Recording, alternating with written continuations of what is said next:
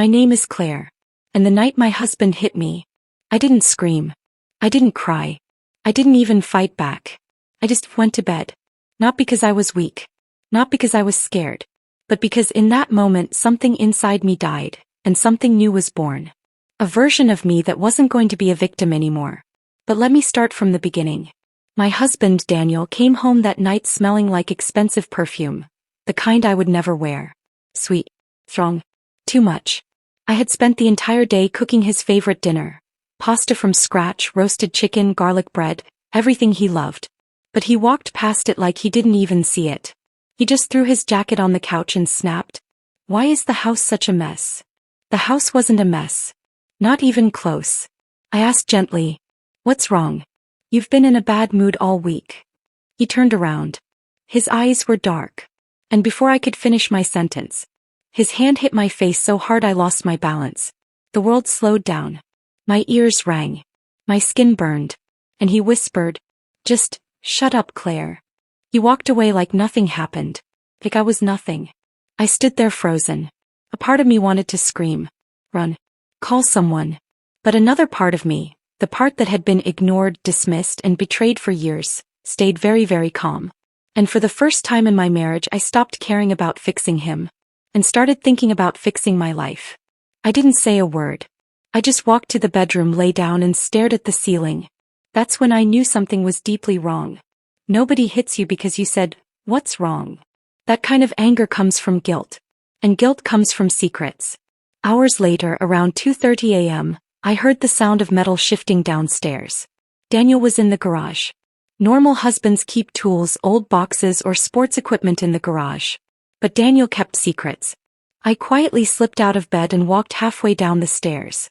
I saw him crouched near his toolbox, the one he always kept locked. He pulled something out, checked it quickly, then shoved it back in. He didn't know I was watching.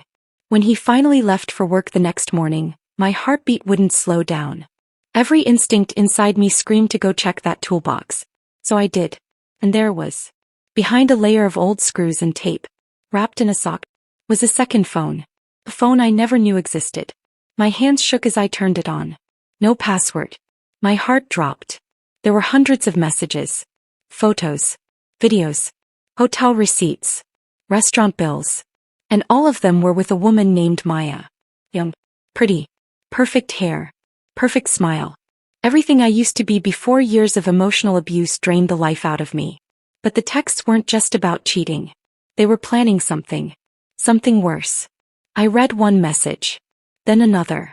Then another. And my blood ran cold. Maya. When is she getting the inheritance? Daniel. Soon. The lawyer said her part is coming through next month. Maya. So we take it, disappear and start our life? Daniel. Exactly. And trust me, she'll sign anything. She's too soft. Maya. Good. I want us far away before she even realizes what happened. But that wasn't the worst part. My husband wrote. She's been getting difficult recently. Last night I snapped. But don't worry, she won't fight back. That was the night he hit me. And here he was, writing about it like stepping on a bug. I couldn't breathe. For 3 years he'd been cheating. For months he'd been slowly isolating me. For weeks he'd been pressuring me to sign financial documents. He wasn't just cheating. He was planning to steal my inheritance, the money my late mother left me, and run away with his girlfriend. I wasn't dealing with a bad husband. I was dealing with a criminal. And that's when anger replaced pain. Not loud anger. Not wild anger. Cold, sharp, strategic. The kind that plans revenge. I wasn't stupid. I didn't confront him. Not yet. Instead I dug deeper into the phone. And what I discovered next felt like fate handing me a weapon. Maya was engaged. Her fiancé's name was Aaron. And he was clueless. I found his social media. He looked like a good man. Normal, hardworking, smiling in every picture. He had no idea his future wife was planning to run away with mine. So I did what any woman pushed to her limit would do. I called him. At first he didn't believe me. But then I texted him screenshots. Photos. Messages. Hotel bookings. He didn't speak for a full minute. And then very quietly he said, Claire, let's take them both down. I had an ally now. For 2 weeks I acted like the perfect wife. I cooked. I cleaned. I laughed at his stupid jokes. I even asked about his day. And every time he smiled at me like he hadn't betrayed me, I felt power growing inside me. He thought I was weak. But he had no idea I was meeting with a lawyer. Gathering footage. Saving screenshots. Recording phone calls. Compiling evidence. Aaron played his part too. He pretended everything was normal with Maya while sending me updates. We were building a trap. The plan was simple. Daniel and Maya had a hotel date scheduled for Friday night. Aaron booked the room next door. I waited in the lobby with a thick envelope of evidence. My lawyer waited in her office, phone in hand. We were ready. At 7:58 p.m. Daniel and Maya walked in together, laughing like villains in a cheap movie. They went up to their room. 30 minutes later, Aaron knocked on Maya's door. She opened it, wearing a robe. Aaron didn't yell. He didn't curse. He simply said, "I know everything." Daniel's face dropped. Maya covered her mouth. She tried to lie but the words wouldn't come out. I stepped forward. Daniel froze. "Claire? What are you doing here?" I smiled. "Ending this." I handed him the envelope.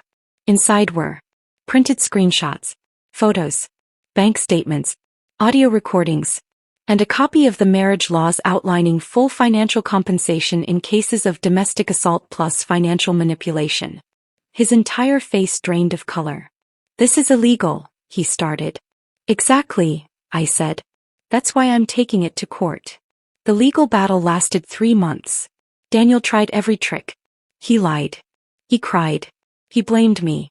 But he didn't expect the judge to see the video. The hotel surveillance footage of him entering with Maya.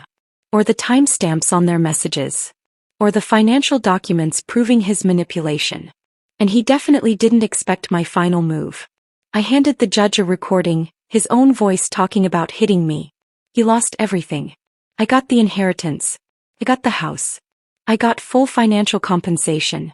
And restraining orders were placed against him.